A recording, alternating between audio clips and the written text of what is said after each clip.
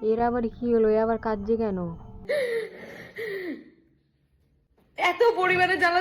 দিদি জল খাও, জল খাও। তুমি এত পরিমাণে কে তোমাকে জ্বালাচ্ছে যে তুমি এরম ভাবে কাঁদছো? কি হয়ে গেল?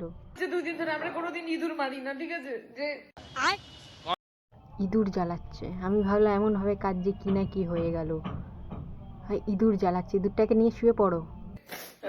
আমাদের বাড়িতে ইঁদুর মারা পছন্দ করে না কেউ, যে না ইঁদুর লোক। ইঁদুর মারা পছন্দ করে না, কিন্তু ইঁদুর দেখে ধেই ধেই করে কাঁদতে সেটা পছন্দ করে, তাই না? এই ইঁদুরটা যা শুরু করেছে এইটুকুনি একটা ভাই রাতে।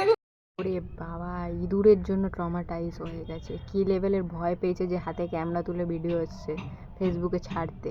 এই ফেসবুকে যারা কমেন্টে আছে, যাও ওর বাড়ি গিয়ে ইঁদুরটাকে ধরে নিয়ে আসো তো। বাজে আমি যে ঘুমিয়েছিলাম, আমি যে কি লেভেলের ভয় পেয়েছি, আর আমি যে কি ট্রমাটাইজ হয়ে গেছি।